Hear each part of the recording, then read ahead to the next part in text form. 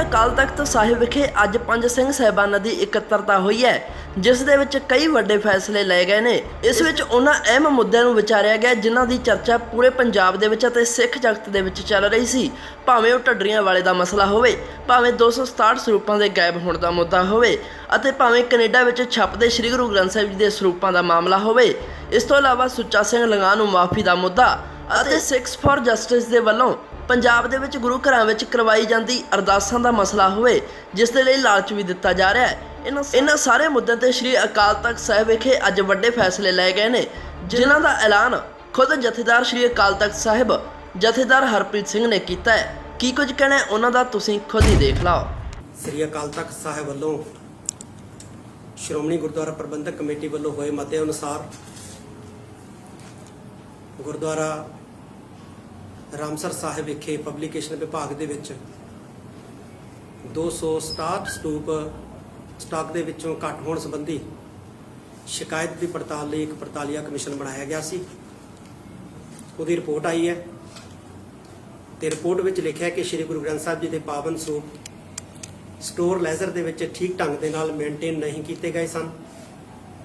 Open ਅਤੇ closing ledger ਵਾਰ-ਵਾਰ cutting ਅਤੇ ਛੇੜਛਾੜ ਕੀਤੀ ਗਈ। ਸਾਲ 2013-14 ਅਤੇ 14-15 ਦੀਆਂ ਲੈਜ਼ਰਾਂ ਨੂੰ ਚੈੱਕ ਕਰਨ ਤੇ ਪਾਇਆ ਕਿ ਪ੍ਰੈਸ ਤੇ ਪਬਲੀਕੇਸ਼ਨ ਵਿਭਾਗ ਦੀਆਂ ਲੈਜ਼ਰਾਂ ਵਿੱਚ 18/8/2015 ਨੂੰ ਸ੍ਰੀ ਗੁਰੂ ਗ੍ਰੰਥ ਸਾਹਿਬ ਜੀ ਦੇ 267 ਸਰੂਪ ਨਹੀਂ ਸਗੋਂ 328 ਪਾਵਨ ਸਰੂਪ ਜਿਹੜੇ ਸਨ ਉਹ ਘੱਟ ਸਨ।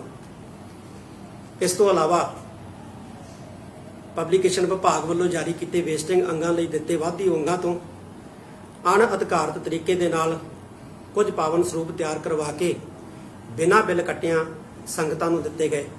ਇੱਕ ਵਾਰ 61 ਸਰੂਪ ਤਿਆਰ ਕਰਵਾਏ ਗਏ ਤੇ ਇੱਕ ਵਾਰ 125 ਪਾਵਨ ਸਰੂਪ ਅਣਅਧਿਕਾਰਤ ਤੌਰ ਤੇ ਵਧੇਰੇ ਅੰਗਾਂ ਤੋਂ ਤਿਆਰ ਜਿਹੜੇ ਆ ਉਹ ਕਰਵਾਏ ਗਏ। ਮਿਤੀ 28/8/2015 ਤੋਂ 31/5/2020 ਤੱਕ ਸ਼੍ਰੋਮਣੀ ਗੁਰਦੁਆਰਾ ਪ੍ਰਬੰਧਕ ਕਮੇਟੀ ਵੱਲੋਂ ਕੀਤੀ ਚੈਕਿੰਗ ਅਨੁਸਾਰ ਮੌਜੂਦਾ ਸਮੇਂ ਵਿੱਚ ਸਟੋਰ ਲੈਜ਼ਰ ਦੇ ਵਿੱਚੋਂ 267 ਸਰੂਪ ਘੱਟ ਸਨ। ਇਸ ਸਮੇਂ ਦੌਰਾਨ ਬਿੱਲਾਂ ਤੇ ਟੁੱਚਾਂ ਵਿੱਚ ਵੀ ਕਾਫੀ ਅੰਤਰ ਪਾਇਆ ਗਿਆ ਹੈ। ਲੈਜ਼ਰਾਂ ਦੇ ਨਾਲ ਛੇੜਛਾੜ ਦੇ ਮਾਮਲੇ ਵੀ ਸਾਹਮਣੇ ਆਏ ਹੈ ਔਰ ਸਭ ਤੋਂ ਵੱਡੀ ਗੱਲ ਕਿ 2016 ਤੋਂ ਹੁਣ ਤੱਕ ਆਡਿਟ ਜਿਹੜਾ ਉਹ ਨਹੀਂ ਕਰਵਾਇਆ ਗਿਆ। ਇਸ ਤਰ੍ਹਾਂ ਇਹ ਬਹੁਤ ਵੱਡੀ ਬੇਈਮਾਨੀ ਤੇ ਅਣਗਹਿਲੀ ਜਿਹੜੀ ਹੈ ਉਹ ਸਾਬਤ ਹੋਈ ਹੈ। ਪੰਜ ਸਿੰਘ ਸਾਹਿਬਾਨ ਵੱਲੋਂ ਇਸ ਰਿਪੋਰਟ ਨੂੰ ਵਿਚਾਰਨ ਉਪਰੰਤ ਸ਼੍ਰੋਮਣੀ ਗੁਰਦੁਆਰਾ ਪ੍ਰਬੰਧਕ ਕਮੇਟੀ ਨੂੰ ਆਦੇਸ਼ ਦਿੱਤਾ ਹੈ ਕਿ ਇੱਕ ਹਫ਼ਤੇ ਦੇ ਅੰਦਰ ਅੰਦਰ ਸ਼ਾਰਟ ਨੋਟਿਸ ਤੇ ਅੰਤਰਿਮ ਕਮੇਟੀ ਦੀ ਮੀਟਿੰਗ ਬੁਲਾ ਕੇ ਰਿਪੋਰਟ ਵਿੱਚ ਦੋਸ਼ੀ ਪਾਏ ਗਏ ਕਰਮਚਾਰੀਆਂ ਅਧਿਕਾਰੀਆਂ ਖਿਲਾਫ ਬਣਦੀ ਕਾਰਵਾਈ ਜਿਹੜੀ ਹੈ ਸਖਤ ਤੋਂ ਸਖਤ ਕੀਤੀ ਜਾਏ। ਇਸੇ ਤਰ੍ਹਾਂ ਹੀ ਮਿਤੀ 19/5/2016 ਨੂੰ ਗੁਰਦੁਆਰਾ ਸ੍ਰੀ ਰਾਮਸਰ ਸਾਹਿਬ ਵਿਖੇ ਸ੍ਰੀ ਗੁਰੂ ਗ੍ਰੰਥ ਸਾਹਿਬ ਜੀ ਦੇ ਪਾਵਨ ਸਰੂਪ ਅਗਨ ਭੇਟ ਹੋਣ ਤੇ 2016 ਦੀ ਸਮੁੱਚੀ ਅੰਤਰਿਮ ਕਮੇਟੀ ਸ਼੍ਰੋਮਣੀ ਗੁਰਦੁਆਰਾ ਪ੍ਰਬੰਧਕ ਕਮੇਟੀ ਤੇ ਉਸ ਵੇਲੇ ਦੇ ਚੀਫ ਸਕੱਤਰ ਨੇ ਕੋਈ ਪਛਤਾਪ ਜਿਹੜਾ ਉਹ ਨਹੀਂ ਕੀਤਾ। ਇਸ ਲਈ ਸਮੁੱਚੀ ਅੰਤਰਿਮ ਕਮੇਟੀ ਅਤੇ ਚੀਫ ਸਕੱਤਰ ਪੰਜ ਸਿੰਘ ਸਾਹਿਬਾਨ ਦੀ ਅਗਲੀ ਇਕੱਤਰਤਾ ਵਿੱਚ 18 ਸਤੰਬਰ ਨੂੰ ਸਵੇਰੇ 10 ਵਜੇ ਸ੍ਰੀ ਅਕਾਲ ਤਖਤ ਸਾਹਿਬ ਵਿਖੇ ਜਿਹੜਾ ਹੈ ਉਹ ਨਿੱਜੀ ਤੌਰ ਦੇ ਉੱਤੇ ਪੇਸ਼ ਹੋ ਕੇ ਆਪਣਾ ਸਪਸ਼ਟੀਕਰਨ ਦੇਣ। ਭਾਈ ਰਣਜੀਤ ਸਿੰਘ ਢੱਡਰੀਆਂ ਵਾਲੇ ਵੱਲੋਂ ਬੋਲੇ ਕਥਨਾਂ ਦੇ ਸਬੰਧ ਵਿੱਚ ਪੜਤਾਲ ਲਈ ਬਣਾਈ ਵਿਦਵਾਨਾਂ ਦੀ ਸਬ ਕਮੇਟੀ ਦੀ ਰਿਪੋਰਟ ਪੁੱਜੀ ਹੈ, ਜਿਸ ਤੋਂ ਸਾਬਤ ਹੋਇਆ ਹੈ ਕਿ ਇਸ ਨੇ ਗੁਰਮਤ ਪ੍ਰਤੀ ਕੁਝ ਗਲਤ ਬਿਆਨੀਆਂ ਕੀਤੀਆਂ ਹਨ ਅਤੇ ਇਹਨਾਂ ਕਥਨਾਂ ਸੰਬੰਧੀ ਸਪਸ਼ਟੀਕਰਨ ਦੇਣ ਤੋਂ ਵੀ ਇਨਕਾਰੀ ਹੋਇਆ ਹੈ। ਇਸ ਸੰਬੰਧੀ ਸ੍ਰੀ ਅਕਾਲ ਤਖਤ ਸਾਹਿਬ ਵਿਖੇ ਪੰਜ ਸਿੰਘ ਸਾਹਿਬਾਨ ਦੀ ਇਕੱਤਰਤਾ ਵਿੱਚ ਵਿਚਾਰ ਕਰਨ ਉਪਰੰਤ ਫੈਸਲਾ ਹੋਇਆ ਕਿ ਗੁਰੂ ਗ੍ਰੰਥ ਗੁਰੂ ਪੰਥ ਨੂੰ ਸਮਰਪਿਤ ਤੇ ਪਰੰਪਰਾਵਾਂ ਦੀ ਰਾਖੀ ਲਈ ਵਚਨਬੱਧ ਦੇਸ਼ ਵਿਦੇਸ਼ ਦੀਆਂ ਸਿੱਖ ਸੰਗਤਾਂ ਸੰਸਥਾਵਾਂ ਤੇ ਗੁਰਦੁਆਰਾ ਪ੍ਰਬੰਧਕਾਂ ਨੂੰ ਆਦੇਸ਼ ਕੀਤਾ ਜਾਂਦਾ ਹੈ ਕਿ ਜਿੰਨਾ ਚਿਰ ਸ੍ਰੀ ਅਕਾਲ ਤਖਤ ਸਾਹਿਬ ਤੇ ਆਪਣੀਆਂ ਗਲਤੀ ਬਿਆਨੀਆਂ ਲਈ ਪੇਸ਼ ਹੋ ਕੇ ਮਾਫੀ ਨਹੀਂ ਮੰਗਦਾ, ਉਹਨਾਂ ਚਿਰ ਇਸ ਦੇ ਸਮਾਗਮ ਜਿਹੜੇ ਆ ਉਹ ਗੁਰਦੁਆਰੇ ਸਾਹਿਬਾਨ ਦੇ ਵਿੱਚ ਨਾ ਕਰਵਾਏ ਜਾਣ। ਜੇਕਰ ਕੋਈ ਸਮਾਗਮ ਕਰਾਉਂਦਾ ਹੈ ਤਾਂ ਉਹ ਅਣਸਖਾਵੀਂ ਘਟਨਾ ਲਈ ਖੁਦ ਜ਼ਿੰਮੇਵਾਰ ਹੋਵੇਗਾ। ਨਾ ਇਸ ਨੂੰ ਸੁਣਿਆ ਜਾਵੇ ਤੇ ਨਾ ਹੀ ਇਸ ਦੀਆਂ ਵੀਡੀਓ ਆਦਿ ਅੱਗੇ ਸ਼ੇਅਰ ਕੀਤੀਆਂ ਜਾਣ। ਜੇ ਅਜੇ ਵੀ ਬਾਜ਼ ਨਾ ਆਇਆ ਤਾਂ ਇਸ ਤੇ ਸਖਤ ਤੋਂ ਸਖਤ ਕਾਰਵਾਈ ਜਿਹੜੀ ਉਹ ਕੀਤੀ ਜਾਏਗੀ। ਇਸੇ ਤਰ੍ਹਾਂ ਹਰਿੰਦਰ ਸਿੰਘ ਨਰਵੈਰ ਖਾਲਸਾ ਯੂਕੇ ਦੇ ਖਿਲਾਫ ਪਿਛਲੇ ਸਮੇਂ ਸੰਗਤਾਂ ਵੱਲੋਂ ਸ੍ਰੀ ਗੁਰੂ ਨਾਨਕ ਦੇਵ ਜੀ ਪ੍ਰਤੀ ਇਤਰਾਜ਼ਯੋਗ ਸ਼ਤਾਵਲੀ ਵਰਤਨ ਦੇ ਸੰਬੰਧ ਵਿੱਚ ਸ਼ਿਕਾਇਤਾਂ ਪੁੱਜੀਆਂ ਸਨ, ਜਿਸ ਦੀ ਇਸ ਨੂੰ ਪੱਤਰਕਾਰ ਨੰਬਰ ਆੜਾ ਤੱਤਾ 19/377 ਮਿਤੀ 6/1/2020 ਰਾਹੀਂ 15 ਦਿਨ ਦੇ ਅੰਦਰ ਅੰਦਰ ਸਪਸ਼ਟੀਕਰਨ ਮੰਗਿਆ ਸੀ। ਇਸ ਨੇ ਸ੍ਰੀ ਅਕਾਲ ਤਖਤ ਸਾਹਿਬ ਵਿਖੇ ਨਹੀਂ ਭੇਜਿਆ। ਇਸ ਸੰਬੰਧੀ ਸ੍ਰੀ ਅਕਾਲ ਤਖਤ ਸਾਹਿਬ ਵਿਖੇ ਪੰਜ ਸਿੰਘ ਸਾਹਿਬਾਨ ਦੀ ਇਕੱਤਰਤਾ ਵਿੱਚ ਵਿਚਾਰ ਕਰਨ ਉਪਰੰਤ ਫੈਸਲਾ ਹੋਇਆ ਕਿ ਸ੍ਰੀ ਗੁਰੂ ਗ੍ਰੰਥ ਸਾਹਿਬ ਗੁਰੂ ਪੰਥ ਨੂੰ ਸਮਰਪਿਤ ਤੇ ਪਰੰਪਰਾਵਾਂ ਦੀ ਰਾਖੀ ਲਈ ਵਚਨਬੱਧ ਦੇਸ਼ ਵਿਦੇਸ਼ ਦੀਆਂ ਸਿੱਖ ਸੰਗਤਾਂ ਸੰਸਥਾਵਾਂ ਤੇ ਪ੍ਰਬੰਧਕਾਂ ਨੂੰ ਆਦੇਸ਼ ਕੀਤਾ ਜਾਂਦਾ ਹੈ ਕਿ ਜਿਨ੍ਹਾਂ ਚਿਰ ਆਪਣੀ ਗਲਤੀ ਬਿਆਨੀਆਂ ਲਈ ਅਕਾਲ ਤਖਤ ਸਾਹਿਬ ਤੇ ਪੇਸ਼ ਹੋ ਕੇ ਮਾਫੀ ਨਹੀਂ ਮੰਗਦਾ, ਉਹਨਾਂ ਚਿਰ ਇਸ ਦੇ ਸਮਾਗਮ ਵੀ ਜਿਹੜੇ ਆ ਉਹ ਨਾ ਕਰਵਾਏ ਜਾਣ। ਸੰਗਤਾਂ ਵੱਲੋਂ ਪੁੱਜੀਆਂ ਸ਼ਿਕਾਇਤਾਂ ਸਨ ਕਿ ਰਬਦਮਨ ਸਿੰਘ ਮਲਕ ਅਤੇ ਬਲਵੰਤ ਸਿੰਘ ਪੰਧੇਰ ਨੇ ਸਰੀ BC ਕੈਨੇਡਾ ਵਿਖੇ ਆਪਣੀ ਨਿੱਜੀ ਸੰਸਥਾ ਸਤਨਾਮ ਰਿਲੀਜੀਅਸ ਸੁਸਾਇਟੀ ਬਣਾ ਕੇ ਸ੍ਰੀ ਅਕਾਲ ਤਖਤ ਸਾਹਿਬ ਵੱਲੋਂ ਮਿਤੀ 9/5/1998 ਨੂੰ ਹੋਏ ਹੁਕਮਨਾਮੇ ਦੀ ਉਲੰਘਣਾ ਕੀਤੀ ਹੈ, ਜਿਸ ਵਿੱਚ ਸਪਸ਼ਟ ਲਿਖਿਆ ਹੈ ਕਿ ਸ਼੍ਰੋਮਣੀ ਗੁਰਦੁਆਰਾ ਪ੍ਰਬੰਧਕ ਕਮੇਟੀ ਤੋਂ ਬਿਨਾਂ ਸ੍ਰੀ ਗੁਰੂ ਗ੍ਰੰਥ ਸਾਹਿਬ ਜੀ ਦੀ ਛਪਾਈ ਹੋਰ ਕੋਈ ਨਹੀਂ ਕਰ ਸਕਦਾ।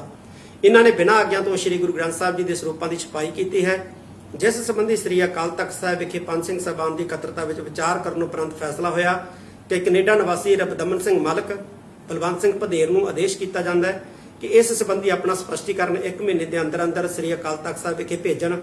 ਇਸ ਤੋਂ ਇਲਾਵਾ ਇਹ ਵੀ ਆਦੇਸ਼ ਕੀਤਾ ਜਾਂਦਾ ਹੈ ਕਿ ਇਹਨਾਂ ਵੱਲੋਂ ਹੁਣ ਤੱਕ ਤਿਆਰ ਕੀਤੇ ਪਾਵਨ ਸਰੂਪ ਸਮੇਤ ਛਾਪਾਖਾਨਾ ਮਸ਼ੀਨਰੀ ਸਿੱਖ ਸੰਗਤਾਂ ਦੀ ਭਾਵਨਾਵਾਂ ਅਨੁਸਾਰ ਗੁਰਦੁਆਰਾ ਗੁਰੂ ਨਾਨਕ ਸਿੱਖ ਸੁਸਾਇਟੀ ਡੈਲਟਾ ਸਰੀ BC ਕੈਨੇਡਾ ਵਿਖੇ ਮੋਤਬਰ ਸਿੱਖਾਂ ਦੀ ਹਾਜ਼ਰੀ ਵਿੱਚ ਸਭਾਈਮਾਨ ਕੀਤੇ ਜਾਣ ਅਤੇ ਗੁਰਦੁਆਰਾ ਸਾਹਿਬ ਦੇ ਪ੍ਰਬੰਧਕਾਂ ਨੂੰ ਵੀ ਆਦੇਸ਼ ਕੀਤਾ ਹੈ ਕਿ ਇਹਨਾਂ ਵੱਲੋਂ ਤਿਆਰ ਕੀਤੇ ਪਾਵਨ ਸਰੂਪਾਂ ਦੀ ਸੂਝਵਾਨ ਗ੍ਰੰਥੀ ਸਿੰਘਾਂ ਪਾਸੋਂ ਦਰਸ਼ਨ ਵਿਚਾਰ ਕਰਕੇ ਅੱਖਰਾਂ ਤਤਕਰੇ ਤੋਂ ਲੈ ਕੇ ਰਾਗਮਾਲਾ ਤੀਕ ਬਾਅਦ ਘਾਟ ਹੋਣ ਜਾਂ ਨਾ ਹੋਣ ਬਾਰੇ ਮਿਲਾਨ ਕਰਵਾ ਕੇ ਰਿਪੋਰਟ 6 ਮਹੀਨੇ ਦੇ ਅੰਦਰ ਅੰਦਰ ਸ੍ਰੀ ਅਕਾਲ ਤਖਤ ਸਾਹਿਬ ਵਿਖੇ ਭੇਜੀ ਜਾਵੇ। ਪਿਛਲੇ ਦਿਨੀ chief Khalsa Diwan charitable society ਪਾਸੋਂ ਊੜਾ ਫਾਰਮ ਸੰਬੰਧੀ ਅਮਰ ਛਕੇ ਜਾਂ ਨਾ ਛਕੇ ਹੋਣ ਸੰਬੰਧੀ ਜਾਣਕਾਰੀ ਮੰਗੀ ਗਈ ਸੀ। ਬਾਰ-ਬਾਰ ਪੱਤਰਕਾਵਾਂ ਭੇਜਣ ਤੇ ਵੀ ਇਹਨਾਂ ਵੱਲੋਂ ਜਾਣਕਾਰੀ ਨਹੀਂ ਭੇਜੀ ਗਈ। ਇਸ ਸੰਬੰਧੀ ਸ੍ਰੀ ਅਕਾਲ ਤਖਤ ਸਾਹਿਬ ਵਿਖੇ ਪੰਜ ਸਿੰਘ ਸਾਹਿਬਾਨ ਦੀ ਇਕੱਤਰਤਾ ਵਿੱਚ ਵਿਚਾਰ ਕਰਨ ਉਪਰੰਤ ਫੈਸਲਾ ਹੋਇਆ ਕਿ ਪ੍ਰਧਾਨ ਚੀਫ ਖਾਲਸਾ ਦੀਵਾਨ ਅਤੇ ਅਹੁਦੇਦਾਰ ਸੰਬੰਧਿਤ ਜਾਣਕਾਰੀ ਲੈ ਕੇ ਖੁਦ ਮਿਤੀ 18/9/2020 ਦਿਨ ਸ਼ੁੱਕਰਵਾਰ ਨੂੰ ਸ੍ਰੀ ਅਕਾਲ ਤਖਤ ਸਾਹਿਬ ਵਿਖੇ 10 ਵਜੇ ਹਾਜ਼ਰ ਹੋਣ। ਬਾਬਾ ਸ਼ਮਸ਼ੇਰ ਸਿੰਘ ਜਗਨਨਾਥਪੁਰੀ ਉੜੀਸਾ ਵਿਖੇ ਗੁਰਦੁਆਰਾ ਸਾਹਿਬ ਬਣਾਇਆ ਹੈ, ਜਿਸ ਦਾ ਨਾਮ ਆਰਤੀ ਸਾਹਿਬ ਰੱਖਿਆ ਹੈ, ਜਦਕਿ ਇਹ ਉਹ ਸਥਾਨ ਨਹੀਂ ਜਿੱਥੇ ਗੁਰੂ ਨਾਨਕ ਸਾਹਿਬ ਨੇ ਆਰਤੀ ਉਚਾਰੀ ਸੀ। ਪਹਿਲਾਂ ਵੀ ਸ੍ਰੀ ਅਕਾਲ ਤਖਤ ਸਾਹਿਬ ਅਤੇ ਤਖ਼ਤ ਸ੍ਰੀ ਹਰਮੰਦਰ ਜੀ ਪਟਨਾ ਸਾਹਿਬ ਵੱਲੋਂ ਜ਼ਬਾਨੀ ਆਦੇਸ਼ ਕੀਤਾ ਗਿਆ ਸੀ ਕਿ ਇਸ ਗੁਰਦੁਆਰਾ ਸਾਹਿਬ ਦਾ ਨਾਮ ਤਬਦੀਲ ਕੀਤਾ ਜਾਵੇ, ਪਰੰਤੂ ਇਸ ਨੇ ਕੋਈ ਅਮਲ ਨਹੀਂ ਕੀਤਾ। ਇਸ ਸੰਬੰਧੀ ਸ੍ਰੀ ਅਕਾਲ ਤਖਤ ਸਾਹਿਬ ਵਿਖੇ ਪੰਜ ਸਿੰਘ ਸਾਹਿਬਾਨ ਦੀ ਇਕੱਤਰਤਾ ਵਿੱਚ ਵਿਚਾਰ ਕਰਨ ਉਪਰੰਤ ਫੈਸਲਾ ਹੋਇਆ ਕਿ ਬਾਬਾ ਸ਼ਮਸ਼ੇਰ ਸਿੰਘ 1 ਮਹੀਨੇ ਦੇ ਅੰਦਰ ਅੰਦਰ ਗੁਰਦੁਆਰਾ ਸਾਹਿਬ ਦਾ ਨਾਮ ਤਬਦੀਲ ਕਰਕੇ ਜਾਣਕਾਰੀ ਸ੍ਰੀ ਅਕਾਲ ਤਖਤ ਸਾਹਿਬ ਵਿਖੇ ਭੇਜੇ, ਨਹੀਂ ਤਾਂ ਅਗਲੀ ਇਕੱਤਰਤਾ ਵਿੱਚ ਗੁਰਮਤਿ ਅਨੁਸਾਰ ਬਾਬਾ ਸ਼ਮਸ਼ੇਰ ਸਿੰਘ ਪਰ ਸਖਤ ਕਾਰਵਾਈ ਕੀਤੀ ਜਾਏਗੀ। ਸੁੱਚਾ ਸਿੰਘ ਲਗਾਹ ਨੂੰ ਸ੍ਰੀ ਅਕਾਲ ਤਖਤ ਸਾਹਿਬ ਵੱਲੋਂ ਕੋਈ ਮਾਫੀ ਨਹੀਂ ਹੈ, ਇਸ ਲਈ ਸੰਗਤਾਂ ਇਸ ਨਾਲ ਮਿਲਵਰਤਨ ਜਿਹੜਾ ਹੈ ਉਹ ਬਿਲਕੁਲ ਨਾ ਰੱਖਣ।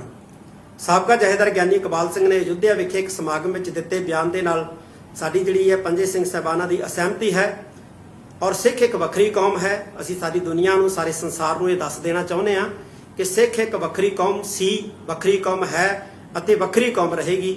ਇਸ ਲਈ ਸਿੱਖਾਂ ਨੂੰ ਕਿਸੇ ਕੋਲੋਂ ਸਪਸ਼ਟੀਕਰਨ ਜਾਂ ਸਰਟੀਫਿਕੇਟ ਲੈਣ ਦੀ ਜਿਹੜੀ ਹੈ ਕੋਈ ਲੋੜ ਨਹੀਂ ਹੈ। ਪਿਛਲੇ ਦਿਨੀ ਗੁਰਦੁਆਰਾ ਸਾਹਿਬਾਨ ਵਿੱਚ ਅਰਦਾਸ ਕਰਨ ਵਾਲੇ ਕੁਝ ਸਿੱਖ ਨੌਜਵਾਨਾਂ ਨੂੰ ਸਰਕਾਰ ਵੱਲੋਂ ਗ੍ਰਿਫਤਾਰ ਕੀਤਾ ਗਿਆ, ਜੋ ਕਿ ਉਚਿਤ ਨਹੀਂ ਹੈ, ਕਿਉਂਕਿ ਅਰਦਾਸ ਕਰਨਾ ਸਿੱਖਾਂ ਦਾ ਧਾਰਮਿਕ ਫਰਜ਼ ਹੈ। ਸਿੱਖ ਹਮੇਸ਼ਾ ਹੀ ਅਰਦਾਸ ਰਾਹੀਂ ਰਾਜ ਕਰੇਗਾ ਖਾਲਸਾ ਦੇ ਸੰਕਲਪ ਨੂੰ ਦ੍ਰਿੜ ਕਰਦੇ ਹਨ। ਇਸ ਲਈ ਅਰਦਾਸ ਕਰਨਾ ਕੋਈ ਜੁਰਮ ਨਹੀਂ, ਪਰ ਪੈਸੇ ਦੇ ਲਾਲਚ ਵਿੱਚ ਕੀਤੀ ਜਾਂ ਕਰਵਾਈ ਅਰਦਾਸ ਸਿੱਖ ਧਰਮ ਦਾ ਅੰਗ ਨਹੀਂ ਹੈ। ਸਿੱਖ ਨੌਜਵਾਨਾਂ ਨੂੰ ਉਕਸਾਊ ਬਿਆਨਾਂ ਤੋਂ ਸੁਚੇਤ ਹੋਣ ਦੀ ਅੱਜ ਬਹੁਤ ਵੱਡੀ ਲੋੜ ਹੈ। ਵਾਹਿਗੁਰੂ ਜੀ ਕਾ ਖਾਲਸਾ, ਵਾਹਿਗੁਰੂ ਜੀ ਕੀ ਫਤਿਹ।